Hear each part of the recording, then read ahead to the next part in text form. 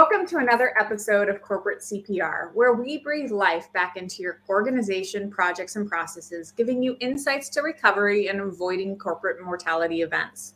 Phoenix Jackson is an award-winning social entrepreneur, communications strategist, tech investor, author, and speaker. Her calling has been to empower women and men alike concerning their ability to influence and impact others through entrepreneurship. Phoenix is the founder of Phoenix Effect, a 16-year-old global public relations and marketing firm. She's worked with many small business owners, nonprofits, professional athletes, entertainers, authors, and speakers, politicians, and more to help them manifest their desired outcomes within business. Phoenix is also the partner and chief communication officer of two financial tech firms that are changing the landscape of home ownership and creditworthiness for American people. Welcome, Phoenix. Hi. Well, I was like, ooh, that is a mouthful. Thank you. Thank you for having me, Jen. I really appreciate it. Oh, I'm glad to have you. Well, and I'm excited for today's topic because I think it's really something that corporations need to get their arms better around. But so today we were going to talk about what happens when you're in the negative limelight, whether that's on social media, the press, whatever. What happens if your organization is being disparaged? And where I want to start is, do you think, before we get into tactics and things like that, yes, do you think this is a growing trend where people are, launching these massive, social attacks on organizations? Do you think this is something we're seeing more of these days? And if so, why? So to answer your question, yes, I do think we are seeing more of it these days. The simple answer to that is that we're in a time where everyone thinks that they have a voice. We're in a time where everyone actually does have a voice. Everyone does have a platform. You don't have, whereas we even had just 15 years ago, you don't have just like your news stations and your upper level media and your local media sort of controlling the narrative. People are able to create their own narrative, which is, it's a scary thing, but it's very real, right? And people are holding organizations, nonprofits, for-profits, NGOs, they're holding them more accountable to producing the results that they say that they are. They're holding their feet to the fire to be the image that they claim that they are. And do you think that sometimes then that results in, guilty before innocent type of mentality? Oh yeah. Oh my God, Janet. Like it's so entrenched. Like the American culture before social media ever existed was a guilty until proven innocent versus an innocent until proven guilty. And so every issue that we have within that culture has been exacerbated with social media, right? Mm-hmm. So they'll hold you to the fire and hold you accountable for whatever you say or do. And even in a way that's, I think, unhealthy, because we also have to be okay with discord. We also have to be okay with the fact that people do have varying opinions. People have varying political beliefs. People have varying ways of thinking based on their lens and their perspective in life. And we can't shun and shame people or organizations based off of their perspective, because that's their lens and that's their perspective, Yeah, I think that's the thing that's toxic as well. That disturbs me as most on a personal level, because there are people who say such cruel things about like people who have my beliefs. But then when I find out, as soon as that we have a one-on-one conversation, because we're friends and we go to lunch, mm-hmm. and we actually have a conversation maybe on the matter, you find that there's actually a lot of common ground. And usually we all want to solve the same problem. We just are positioning the problem different. We have a different way we think the problem should be solved. But exactly. in general, we usually agree that there's a problem. Well, exactly. And I think the TV show or the political show that would actually take wind and blow everything out the box would be that one that would actually bring both sides to the table, right? The one that could be a mediator and actually say, hey, there are good ideas and ideations on both sides. How can we meld all of this and come up with a solution that works for everyone, or at least that works for the most people that we can, right? We can help the most people that we can. So I do definitely agree with you saying that would have a lunch, have a coffee with someone, and then all of a sudden, oh yeah, we're not too far apart on the spectrum. That's I've not had happening. That's people, not happening enough. I've had people who've actually changed my mind because we could have a sit down, honest conversation about it, and nobody was attacking the other person. Yes. And my philosophy when I do it is like, oh, I'm just planting seeds. They may not Yes. change their mind, but hopefully I'm giving them something to think about that then builds upon it, and maybe someday they will change their mind. And that doesn't happen on social media. No. You can't plant seeds because it comes across as cannonballs. Yes. And no, you're 100% correct. And what I've noticed is that on social media, the more you try to sway someone to your side, the more they stand firm and plant their feet where they are, even if they are absolutely on the wrong side of, history or something. They are, less likely to just jump on board because they feel defensive. And it's not probably even coming from someone that they actually know, that they trust, that they have compassion or empathy for. And it's just sort of shooting, it's like throwing darts in the dark. Your aim is going to be off. And I wouldn't even recommend people arguing with people on social media, even though I think it can be fun and it's like, you can get your frustrations out about something. It's actually not productive and it doesn't make change. Absolutely. I agree. So, we talked about it's a guilty until proven innocent environment. It's not fair, but it's reality. So, we see this a lot where, I can't remember the specifics of the story, but the girl got on the plane, tweeted something she thought was funny, took this 12-hour flight back when there was no Wi-Fi on the plane. And when she got off the plane, she'd lost her job because the tweet did not it came across as heartless.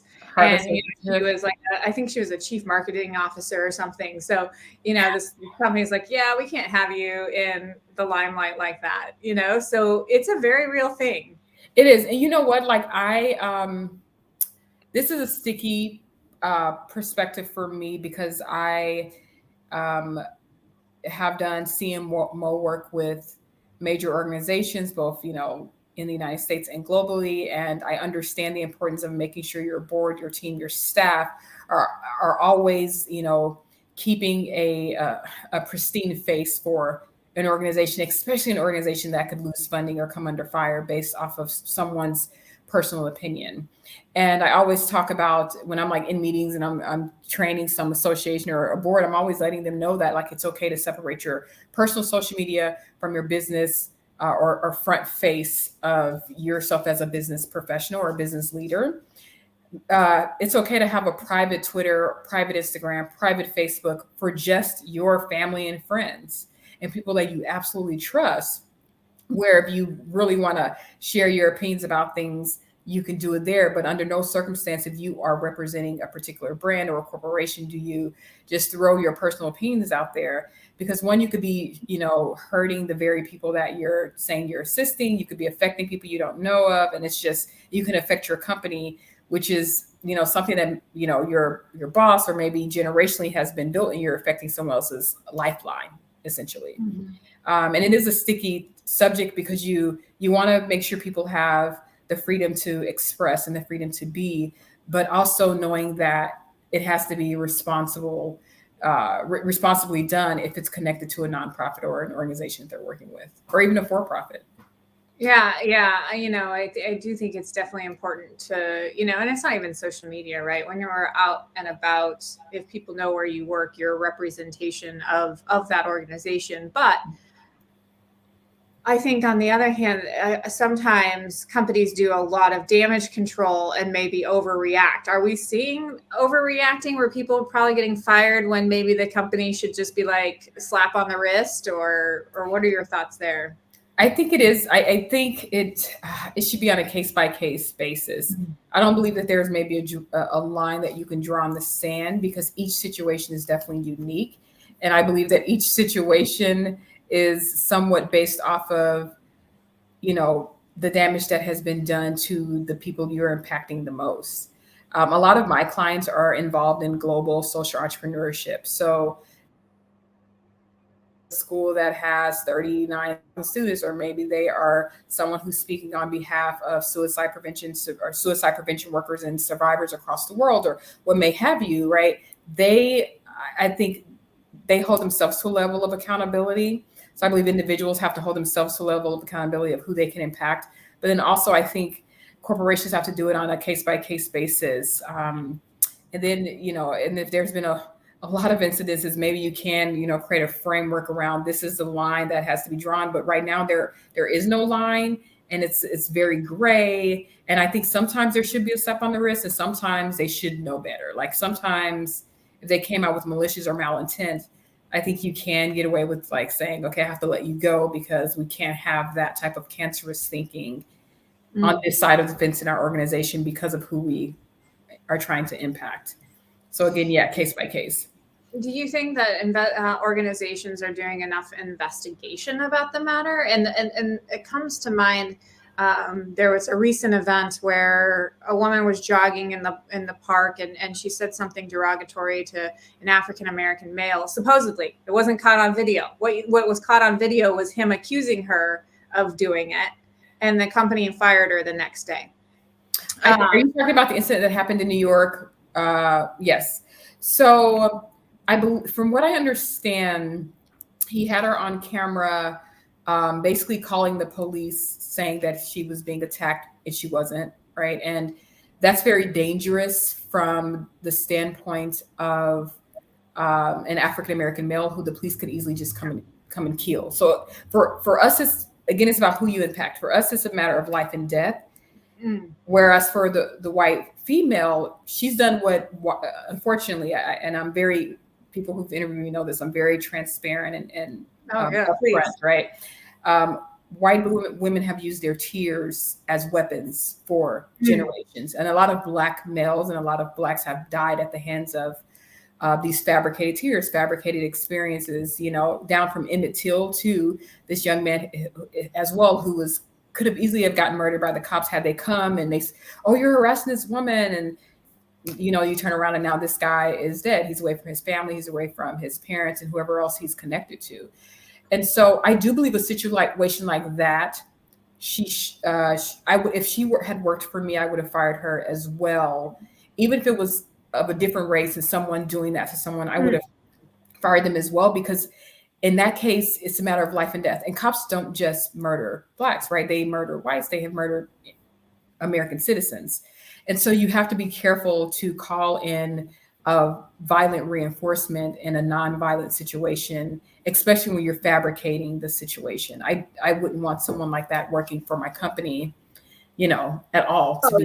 And they didn't, and I think they did do a further investigation and saw that, that she had fabricated the experience. I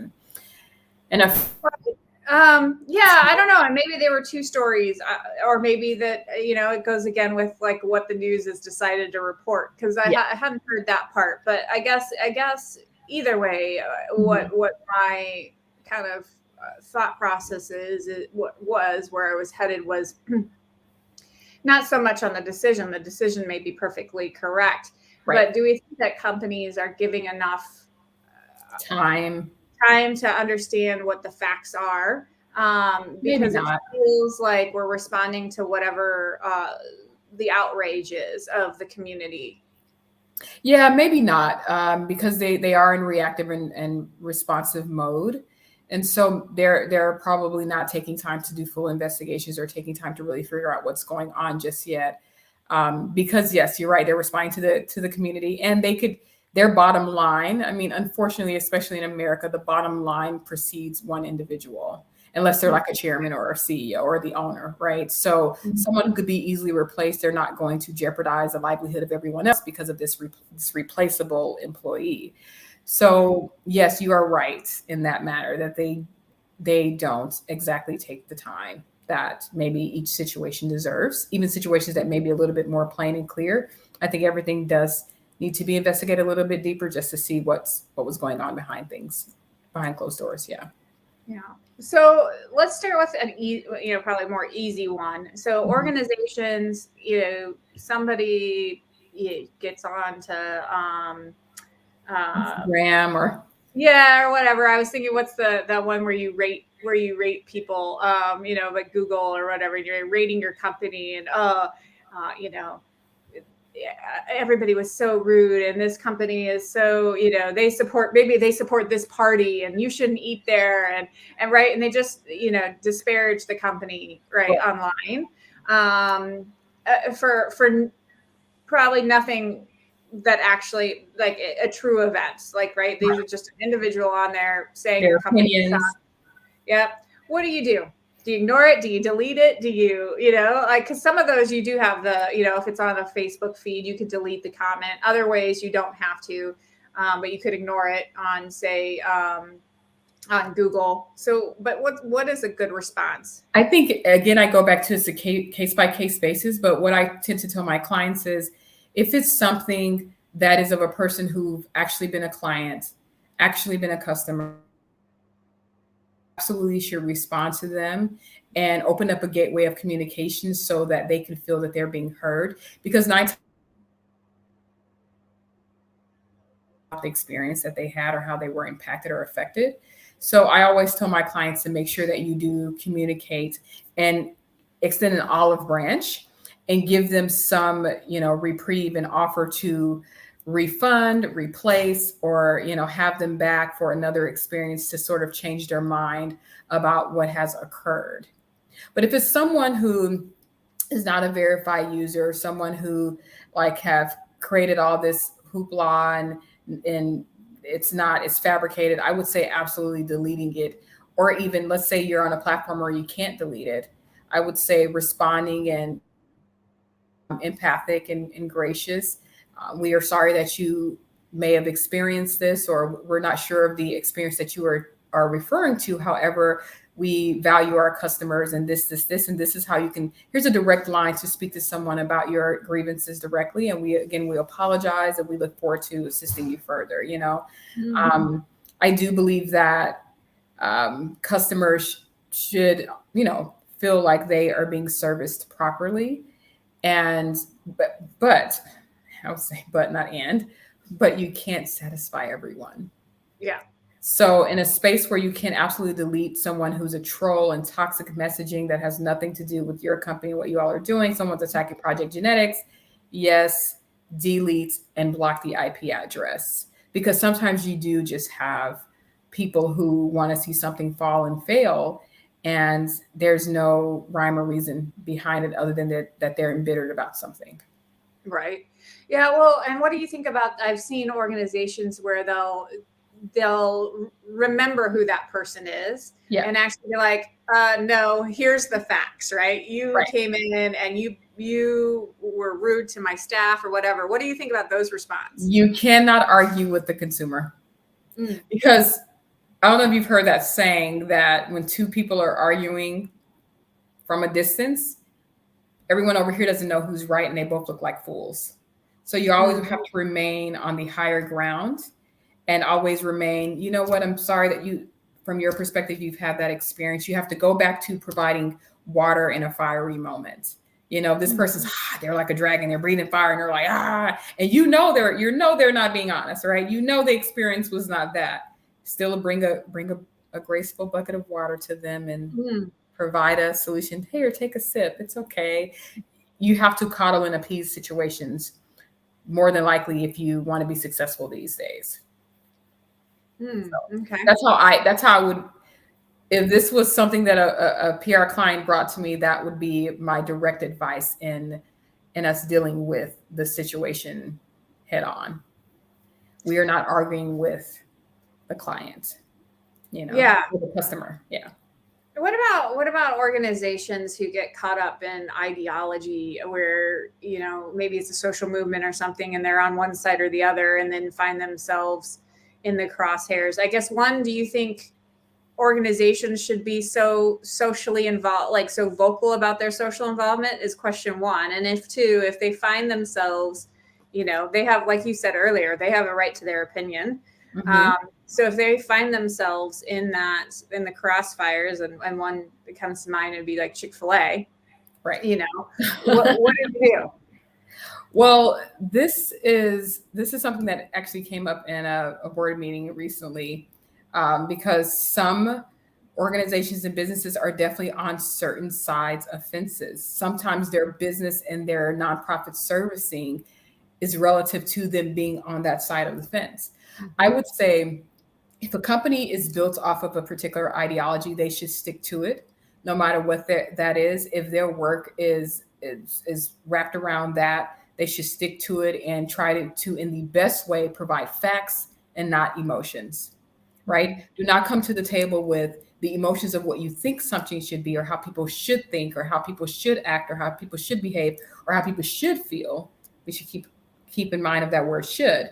And we should really more specifically focus on the facts of a situation. Who are being impacted? What are the disparities? How are we assisting in changing the narrative and changing that? Right. So sticking to facts in this very heavily charged emotional environment that we're living in, particularly here in America, that's how we're going to, get out of the quicksand if an organization is falling in because of their ideology. They have to stick to the facts of why they are doing what they're doing instead of necessarily the emotion. Because if it's all about emotion, like the abortion issue has a lot of emotion into it, not a lot of facts that are into it. You are always going to have people on different ends of the aisle, and solutions are never going to be fulfilling for anyone that's involved. Well, and I think on the abortion issue as well, not that we need to get into a debate here, but You're right. Yeah. it's also about are you attacking the same problem? Are you, because I watch these arguments go back and forth, and I'm like, you aren't even arguing the same thing, because Right. People who are pro-life are arguing that it's a life, and so therefore it's murder, and then you've got people who are pro-choice, and they're obviously arguing about it's the woman's body, the right to choose, but the inherent difference is, when do you believe life is, right? So if that's the argument that should be happening, is when do we think life begins? Because you can't, but instead we argue, pro-life people are they don't believe in women's choice. Well, what about all the women who are pro-life, or people who are I really hate as well when people who are pro-life say people who are pro-choice are all murderers. It's like, well, they obviously don't think they are. So what is it that they're thinking? Right. And then you have to think about that woman who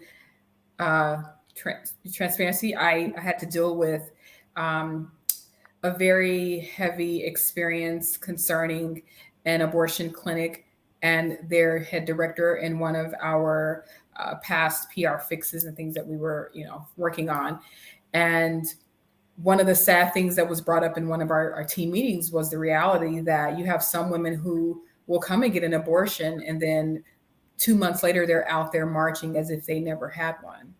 So you have this dichotomy too in the individual. So of course we're going to have this dichotomy as a society, and we're not going to agree on what's best for the individual. Or if we really care about pro-life or pro-choice, then why do we have a mass abundance of guns that kill people and weapons of mass destruction? And so you see all this tailspin of emotional jargon that gets added to this very complex argument. And I always tell people that if they're on one side of ideology or another, stick to facts on whatever side of the fence that you're on, and stick to who you could be impacting with your decisions. Think about why maybe those laws were passed in the first place. Think of what the historical narrative was before there was ever even, a pro-choice law passed, and then think about what can be the impact on the opposite end of this. Right? Is it really about pro-life and pro-choice, or is there somewhere underlying an issue of money and more humans being born to feed the system that's here, right? What is the real underlying? Is this about education? Is this about religion? Is this about morals? What is it really about? Is it about health, right? What is it really about? So I think all those pieces would have to be explored. And that's why that's why you hire communications executives who could come in and actually pick apart strategically and provide the communication intellectual way that people can absorb, and then hopefully they can make decisions that are going to make sense for the whole. So if an organization finds that, and Chick-fil-A could be a good example, right? So they have an opinion. They don't discriminate though against anybody who wants to work there, who wants to eat there, et cetera. It's just they're like, this is the value we support, right?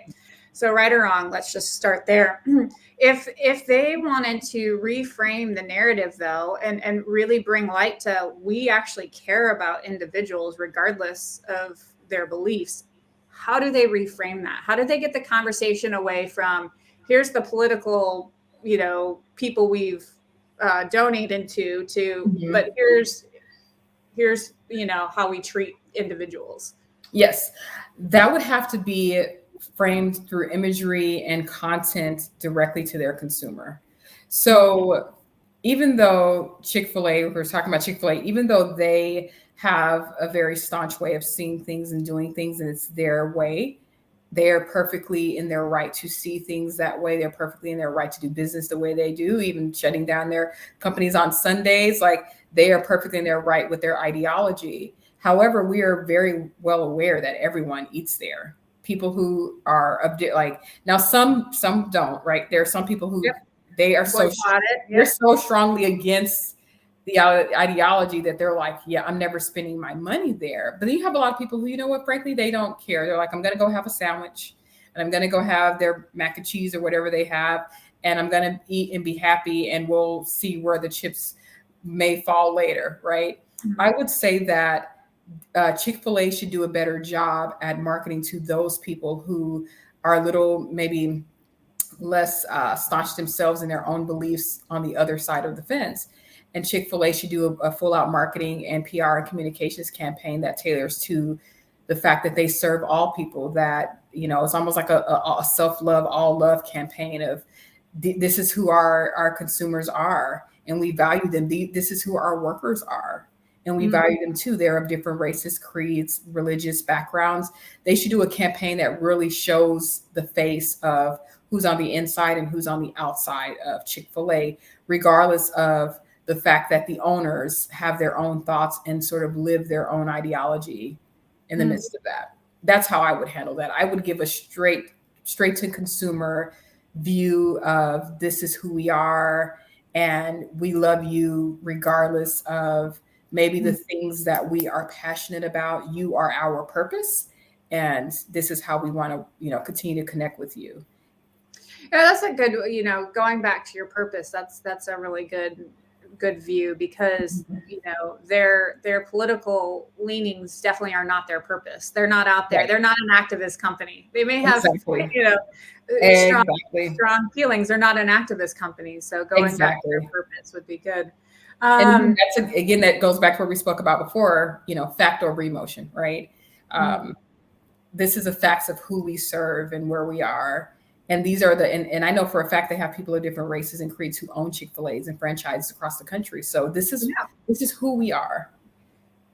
And that'll actually help turn around the brand a little bit more. Yeah, I agree. So you mentioned facts over emotions a couple of times. I feel like, using a feeling here, but there is a trend though in our society that everything is more feeling oriented, and that's what makes decisions so difficult, right? War is difficult. Just everything we're doing. The vaccinations are difficult. Do we have restrictions or don't have restrictions? All of those decisions are difficult because I think two reasons. One, it's really hard to know when you're getting true information versus slanted information, regardless of what side of the fence you fall on any subject. There always seems to be, hidden motivation. Yes. And then two, I think we've started to be caring a lot about the individual, right? We've become kind of individualistic in our focus rather than what's the best for the whole. It's what's the best for each individual, which then becomes really difficult. So how do organizations get it. Well, one, I have a hard time finding organizations who talk on facts, but how do we get an emotionally charged group of people talking about facts rather than how they feel? I would say that you mean on a microcosmic level of bringing people at the table, or we're talking about in a grand scheme, um, all out campaign, which Well, it might end up having to be both. I mean, I do mean at the grand scale, because that's yeah, where, these decisions, like for instance, whether or not your company decides to have a mask rule, like that's where, these decisions are, or to fire people if they're not vaccinated, right right? Like those are grand scale things. things, How do yes. we have the conversations that level? I would say that the first thing we always have to look at when you're bringing two opposing factions to the table is who is being impacted. Okay, so let's say we have a mandate in our company where you have to um, get vaccinated. Let's say someone that's against their personal belief and they're anti-vaxxer for whatever their personal beliefs, it could be religious, it could be health, it could be anything, whatever, or just that's what they want to do, right? Um, if you fire them because of who is being impacted. Okay, we have a family over here that's being impacted. Okay, so you have like 8 people. Let's just say 8 because you can think about generationally, like grandparents, grandkids, whoever's in there, right? Let's say you have 1,000 employees who say we're not going to do it. Who's being impacted? Okay, now we have over here probably about 8,000 people. So you have their teams, the workers, the people who are supporting around them, their families, et cetera, et cetera. I always look at first who's being impacted with the decision and how can we minimize casualty along the way? How can we minimize people losing their livelihood during a time where everyone's being impacted? So let's say someone's a nurse or a doctor and they're deciding not to be vaccinated and they're working directly with patients. Now you have to look at the patients that are coming in, the people that are inside of our clinic. You got to really look at the facts and the science. Does it make sense for us to have someone around here who could be a carrier or what may have you? Again, looking at who is directly impacted first. So once you figure out who's impacted and the numbers of who's impacted by a law, a shift, or a mandate, then you have to look at what is going to cost time, energy, and mental health wise to implement all of these changes. And all of this conversations that's happened concerning like our society in the last year, no one has factored in mental health and how a lot of these changes are impacting people in the very workforce that they're trying to ease their way back into. So you have to think about that part. I mean, and now you have the statistics that people are quitting their jobs in droves and they're just like, I'm burnt out. Like there's this real energy of being burnt out right now. That's because mental health and all of this was never factored in.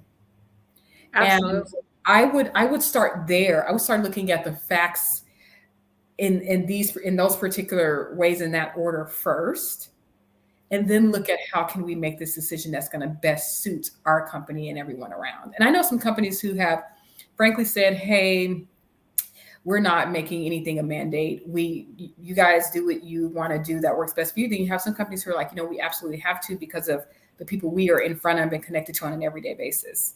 Again, they're looking at impact. Yeah, I guess, like let's take healthcare aside, because I think that one's really challenging. And let's talk about everybody else in that, where in something like, and we'll just stick with vaccinations because it's the theme of hot topic right now today, right? When do ideological beliefs supersede the risk? Meaning, should a company ever say, well, regardless of the risk to our bottom line or the risk to our people getting sick, we feel that like people choosing what to put in their body is their choice and we're going to support that? Is there a belief that is important enough to say that? I guess I'm not, you know what I mean? Like, can that exist? Mm, thinking of this carefully, I would say that um, ultimately, we as individuals on this planet are a collective. My thoughts were collective consciousness, and so we want to do what's good for the greater whole, but also we can't infringe on people's rights with their own physical bodies. So I think that um, every organization has to make that decision separate of the whole. I think that I can't necessarily say, that this will supersede an ideology. I can necessarily say that because then I'm putting my perspective onto how I think that people should be. And I've actually stayed out of this part of the debate because I'm never a person to tell anyone how they should think and feel. And even when they have facts, I'm not here to tell them how they should think and feel, because I've seen certain facts and certain social determinants of health that have informed, mortality rates and infant mortality rates and all this stuff over here. And, I've tried to truth and understand where the facts are, but also taking emotions out of it and taking the ideology out of it so we could just cure and fix what needs to be done. But I also can't tell other people to think that way. I can't tell people to not think with their emotions. I can only, on my side of being a publicist and a communications executive, to provide a platform and to provide an avenue and strategy so that our consumers and the people who are in front of us, they're getting everything as factual as they can so they can make an informed decision for themselves. Yeah. No, that's really well said. I think it does have to be company to company, and I think it is a really tough situation that's not straightforward. But and I think what makes it even more convoluted is we don't actually get the facts. We get the the cliff notes of the facts. You know what I mean? Yeah. We aren't getting the raw studies. We're getting the interpretations of the studies. And so then, the thing with interpretations is those could be wrong as well. And so that's obviously what opposing sides use to make their point. And so then if you're in the middle where maybe you're like you and me, where we're like, you do what's right for the organization, and I don't have a strong opinion on the matter. But then, it's even for us who's maybe sitting back, it might still be hard to see what the truth is because there's so many spins on the information. Yes. And you know what? And I can, from my vantage point, I can say, to everyone's own and, to each organization, but that's because I am my own boss and I have been for 16 years. So I am also not mandated to do anything unless I choose to, which I want other people to have that power as well. Right. And you don't have, 100,000 people that you're overseeing that you have to consider. Yeah. No, it makes sense. So I just consult with the people who have 100,000 people over them and tell them if you are going to do this, this is how you should do this to minimize backlash, to minimize, for damage control. Yeah. Yeah. Well, Phoenix, this has been a really interesting conversation. So just want to ask you one final question. Yes, ma'am. Lots of organizations experience mortality events because of the message that's out there about them. So what are your top 3 tips for organizations to avoid a mortality event? Yes. Oh my God. And I love the term mortality because some companies, organizations do die or fall off the cliff because of certain things, especially when you're dealing with communication strategy and public relations. But I would say the first thing that an organization or even an individual in our cancel culture can do is not to take things so personal unless it really is, right? We spoke earlier about people being able to just go on Yelp, go on Google, write whatever they want. Sometimes it's valid, sometimes it's not. It could be a smear campaign. But first, don't take anything personal. Step outside of the emotions of what someone is saying about you and stick to the facts of what has really happened and how can we mitigate this moment through direct action. So a lot of times organizations that people step out and they're like, they talk, yeah, you know, we're here and we're studying and we're doing an investigation, implications of the investigation. And that people don't want to hear that anymore. People want action.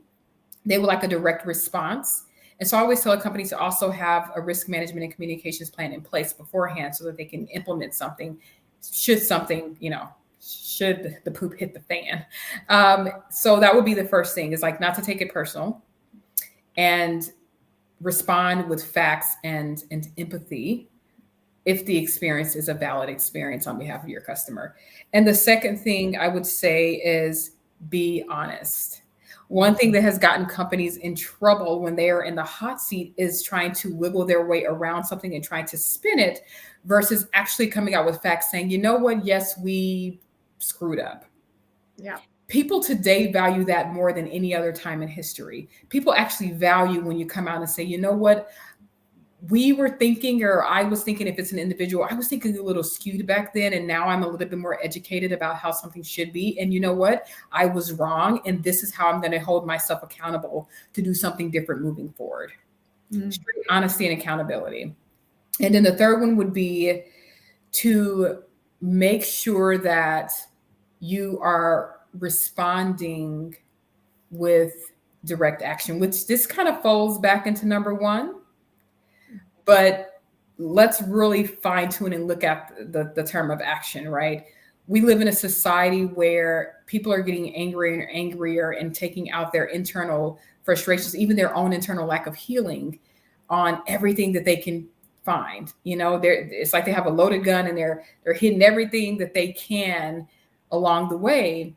But you responding with action and actually fixing and feeling the holes that your company has is what's going to set people apart, right? So our first one was about, you responding with action and trying to maybe fix the situation. Our third thing is making sure that you put things in place to where you're no longer a target. How can you sew up your organization's viability along the way to where you all are able to handle things that are coming and you guys are able to support your team and individuals and everyone inside your company and even your customer, if you can, from being victims of sort of this cancel culture and the energy that's moving around it? How can you shield up and make sure that you guys are not putting yourselves in the hot seat? Absolutely. Yeah. Well, this has been a great conversation, Phoenix. How can people connect with you or learn more about what you do? Yes. So thank you. People can find me at thephoenixeffect.com. And also my direct email, if anyone wants to connect with me, is phx at phoenixeffect.com. And yeah, I'm online. I'm on social media at Phoenix Effect on Instagram, Facebook, and at Fly Phoenix Jackson on Instagram for my personal. But yes, we're going to come out with more content talking about these very issues and social media, and even social media with youth and how to navigate them in the midst of this new technical age, because it's very needed and a lot of people are being negatively impacted by the culture that we're currently living in. And us parents were very scared. Yes. All right. Well, sounds great, Phoenix. Thank you so much for being here with me today. Thank you. For everyone else, until next time, keep your corporations healthy. Yes, please do.